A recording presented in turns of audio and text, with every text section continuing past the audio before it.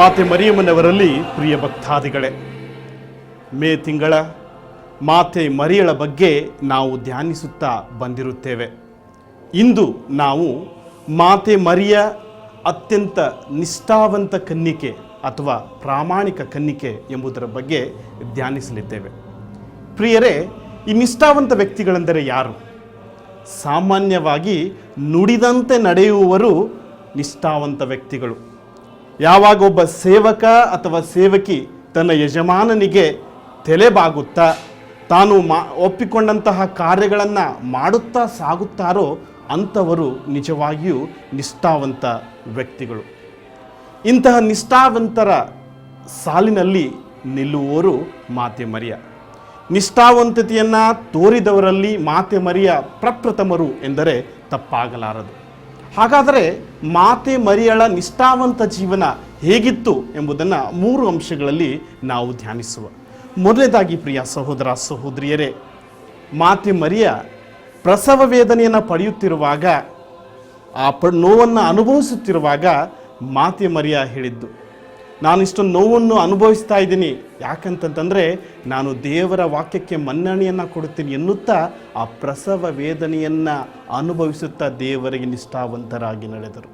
ಇನ್ನು ಎರಡನೇದಾಗಿ ಪ್ರಿಯ ಸಹೋದರ ಸಹೋದರಿಯರೇ, ಮಾತೆ ಮರಿಯ ಶಿಶು ಯೇಸುವನ್ನು ಆ ಕ್ರೂರಿ ಹೆರೋದನ ಕೈಯಿಂದ ರಕ್ಷಿಸಲು ಈಜಿಪ್ಟಿಗೆ ಪ್ರಯಾಣ ಮಾಡುತ್ತಿರುವಾಗ ನಿಷ್ಠೆಯಿಂದ ದೇವರು ನನ್ನನ್ನು ಎಂದಿಗೂ ಕೈ ಬಿಡಲಾರ, ನನ್ನ ಮಗುವನ್ನು ಆತ ರಕ್ಷಿಸುವ ಎನ್ನುತ್ತಾ ಪ್ರಾಮಾಣಿಕತೆಯಿಂದ ದೂರದ ಊರಕ್ಕೆ ಪ್ರಯಾಣ ಬೆಳೆಸಿದರು.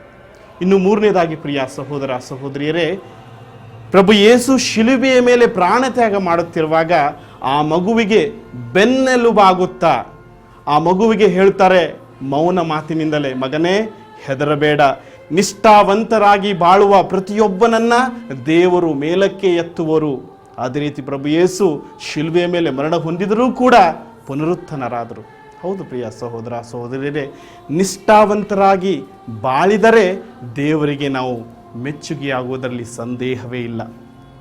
ದೇವರಿಗೆ ನಿಷ್ಠಾವಂತರಾಗಿ ಬಾಳಲು ಮಾತೆ ಮರಿಯ ನಮ್ಮ ಕ್ರೈಸ್ತ ಕುಟುಂಬಗಳಿಗೆ ಮಾದರಿಯಾಗಬೇಕು. ಈ ಒಂದು ಮೇ ತಿಂಗಳಲ್ಲಿ ನಾವು ವಿಶೇಷವಾದ ನಮ್ಮ ಭಕ್ತಿಯನ್ನು ನಾವು ಮಾತೆ ಮರಿಯಮ್ಮನವರಿಗೆ ಅರ್ಪಿಸ್ತೀವಿ. ಅದರಲ್ಲೂ ಕೂಡ ನಮ್ಮ ಕುಟುಂಬ ಪ್ರಾರ್ಥನೆಗಳ ಮೂಲಕ ನಾವು ನಮ್ಮ ನಿಷ್ಠತೆಯನ್ನು, ನಮ್ಮ ಪ್ರಾಮಾಣಿಕತೆಯನ್ನು ಮಾತೆ ಮರಿಯಮ್ಮನವರ ಮುಖಾಂತರ ದೇವರಿಗೆ ಸಲ್ಲಿಸಬೇಕಾಗ್ತದೆ. ಸಂತ ಮೌಂಟ್ ಫೋರ್ಟರು ಮಾತೆ ಮರಿಯಳಿಗೆ ನಿಜ ಭಕ್ತಿ, ಟ್ರೂ ಡಿವೋಷನ್ ಟು ಮೇರಿ ಅಂತ ಏನು ಹೇಳ್ತೀವಿ, ಆ ಪುಸ್ತಕದಲ್ಲಿ ಒಂದು ಮಾತನ್ನು ಹೇಳಿದ್ದಾರೆ. ಅದೇನಂತಂದರೆ, ನೀನು ಎಷ್ಟು ಪ್ರಾಮಾಣಿಕತೆಯಿಂದ ಅಥವಾ ನೀನು ಎಷ್ಟು ನಿಷ್ಠಾವಂತತೆಯಿಂದ ಈ ಜಪಸರದ ಪ್ರಾರ್ಥನೆಯನ್ನು ನೀನು ಮಾಡುತ್ತೀಯೋ, ನಿನ್ನ ಪಾಪಗಳು ಎಷ್ಟೇ ಕಡು ಕೆಂಪಾಗಿದ್ದರೂ ಕೂಡ ಭಗವಂತ ನಿನ್ನ ಪಾಪಗಳನ್ನು ಕ್ಷಮಿಸುತ್ತಾನೆ. ಆದ್ದರಿಂದ ಮೌಂಟ್ ಫೋರ್ಟರ್ ಹೇಳ್ತಾರೆ, ಮಾತೆ ಮರಿಯಮ್ಮನವರ ಮುಖಾಂತರ ಯಾರು ದೇವರ ಬೆಳೆಗೆ ಬರುತ್ತಾರೋ ಅಂಥವರನ್ನು ಭಗವಂತ ಎಂದಿಗೂ ಅಲ್ಲಗಳೆಯುವುದಿಲ್ಲ ಅಥವಾ ಕೈ ಬಿಡುವುದಿಲ್ಲ. ಪ್ರಿಯ ಸಹೋದರ ಸಹೋದರಿಯರೇ, ನಿಷ್ಠಾವಂತರಾಗಿ ನಾವು ಕೂಡ ಬಾಳೋಣವೇ, ಆ ಪ್ರಾಮಾಣಿಕ ಜೀವನವನ್ನು ನಾವು ನಡೆಸೋಣವೇ. ಆಗ ಮಾತ್ರ ನೋಡಿ ನಾವು ಮಾತೆ ಮರಿಯಳ ಪ್ರಿಯ ಮಕ್ಕಳಾಗಿ ಬಾಳುತ್ತೇವೆ, ಸ್ವರ್ಗ ನಮ್ಮದೇ.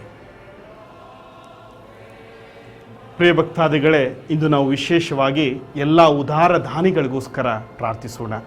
ಈ ಒಂದು ಸಂದಿಗ್ಧ ಪರಿಸ್ಥಿತಿಯಲ್ಲಿ ಈ ಉದಾರ ದಾನಿಗಳು ನಮ್ಮೆಲ್ಲರಿಗೆ ಬೆನ್ನೆಲುಬಾಗಿ ತಮ್ಮ ಸಹಾಯ ಹಸ್ತವನ್ನು ನಮಗೆ ನೀಡ್ತಾ ಇದ್ದಾರೆ. ಆದ್ದರಿಂದ ಅವ್ರಿಗೋಸ್ಕರ ನಾವು ಪ್ರಾರ್ಥಿಸೋಣ. ಅತ್ಯಂತ ನಿಷ್ಠಾವಂತ ಕನ್ನಿಕೆಯಾದ ಮಾತೆ ಮರಿಯಳೇ, ನಮಗಾಗಿ ಪ್ರಾರ್ಥಿಸಿರಿ. ನಮೋ ಮರಿಯ ಪ್ರಸಾದ ಪೂರ್ಣೆಯೇ, ಪ್ರಭು ನಿಮ್ಮೊಡನೆ ಇದ್ದಾರೆ, ಸ್ತ್ರೀಯರಲ್ಲಿ ನೀವು ಧನ್ಯರು ಮತ್ತು ನಿಮ್ಮ ಉದರದ ಫಲವಾದ ಯೇಸು ಧನ್ಯರು.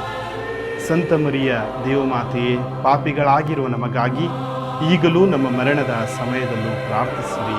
Amen.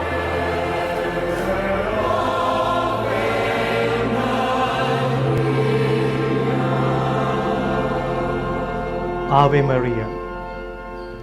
My dear brothers and sisters in Christ Jesus, today we are reflecting on the theme Virgin Most Faithful.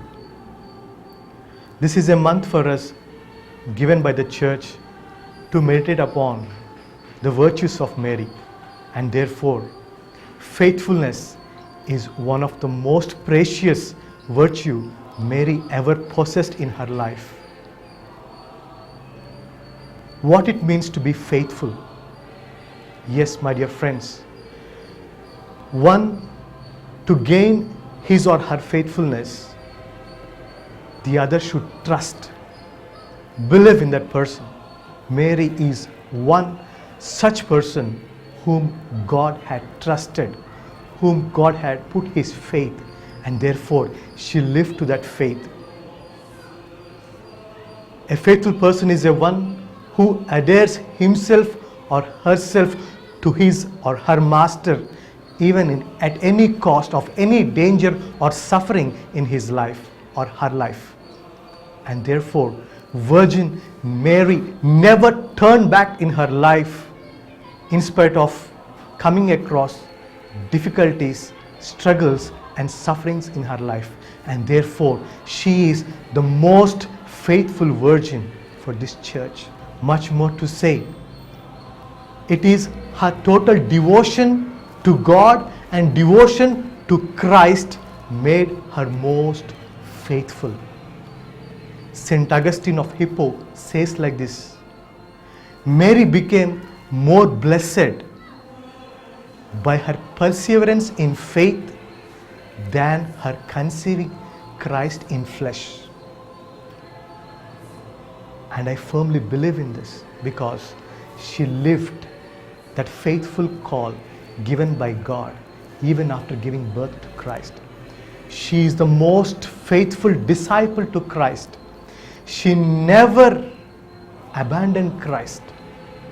Her faithfulness starts from the call she received until today. And I could say that when Mary was given the task, she said yes.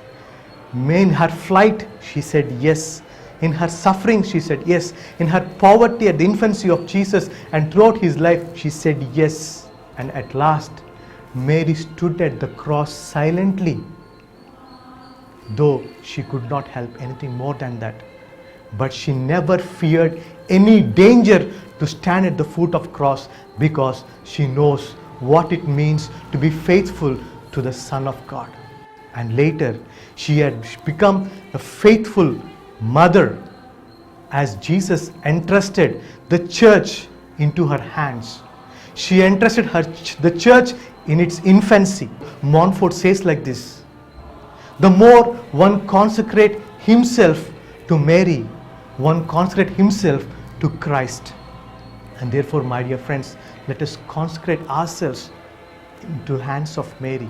And that is why Montfort says, totus tuus, I am all yours, and all that I have is yours. And in this moment, we specially pray for the donors who are helping a lot out of their generosity towards this COVID-19. Virgo fidelis, ora pro nobis, which means to say, O Virgin most faithful, pray for us. Hail Mary, full of grace, the Lord is with you. Blessed are you amongst women, and blessed is the fruit of thy womb, Jesus. Holy Mary, Mother of God, pray for us sinners, now and at the hour of our death. Amen.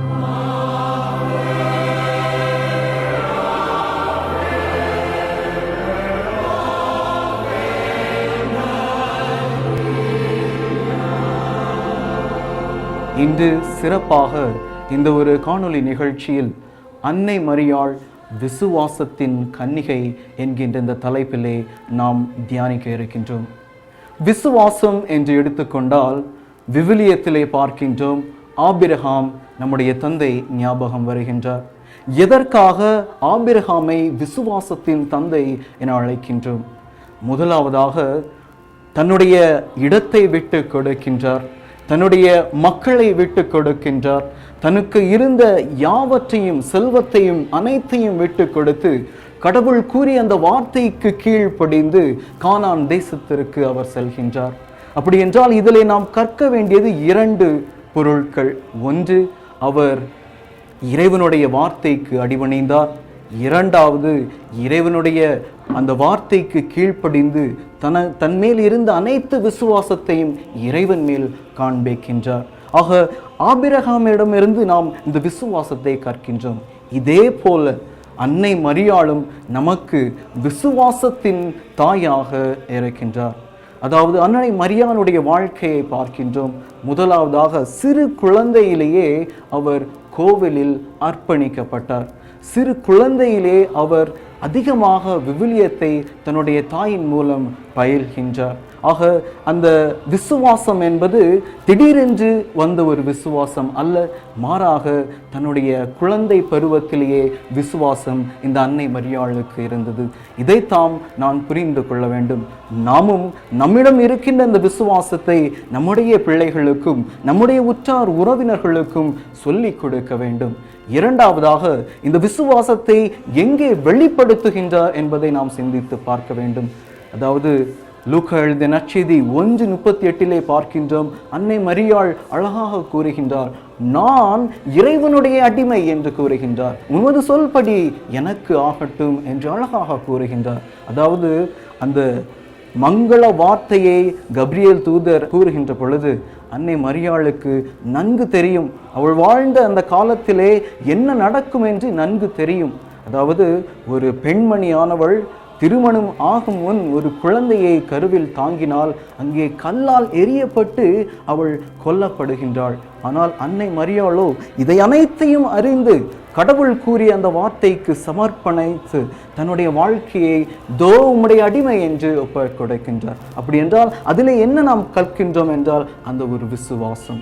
அன்னை மரியாள் அந்த விசுவாசத்தை நாம் கற்றுக்கொள்கின்றோம். மூன்றாவதாக கானாவூர் திருமணத்திலே அழகாக பார்க்கின்றோம்.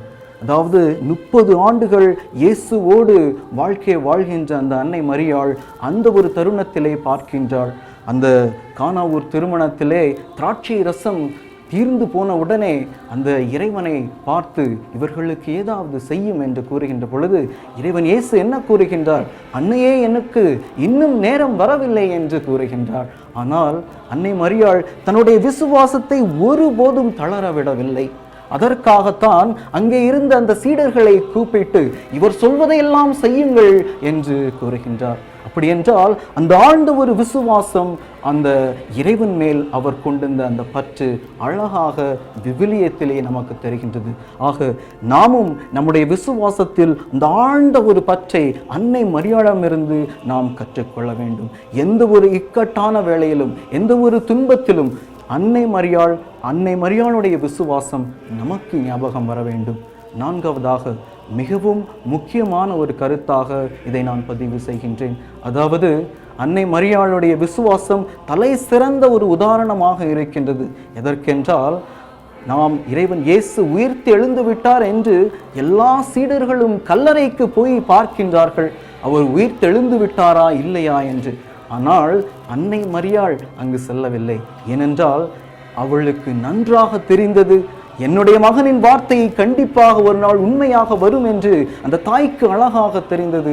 ஆக அந்த கல்லறைக்கு போகாமல் அங்கேயே நின்று அந்த வார்த்தையை தியானிக்கின்றாள் அந்த தாய். ஆம், இறை இயேசுவில் அன்புக்குரிய சகோதரிகளே, நம்முடைய குடும்பத்திலும் கணவன் பிள்ளைகள் மூலம், கணவன் மனைவியின் மூலம், மனைவி கணவன் மூலம், பிள்ளைகள் பெற்றோர்களின் மூலம், பெற்றோர்கள் பிள்ளைகளின் மூலம் நாம் இறைவனாகிய நம்முடைய மக்களாக கிறிஸ்தவர்களாக நாம் இறைவனுக்கு நாம் விசுவாசம் மிகுந்த ஒரு குழந்தைகளாக வாழ வேண்டும். அழகாக புனித பெர்னார்ட் அழகாக கூறுவார் என்னவென்றால், அன்னையை நோக்கி செல்கின்ற வழியானது ஒருபோதும் தவறாக இருக்காது. அன்னையை நோக்கி செல்கின்ற பாதை எப்பொழுதும் மேன்மையான பாதையாக இருக்கும். இதே போலதான் புனித மான்ஃபோர்ட்டும் அழகாக கூறுகிறார், Mary is the shortest and the sweetest way என்று.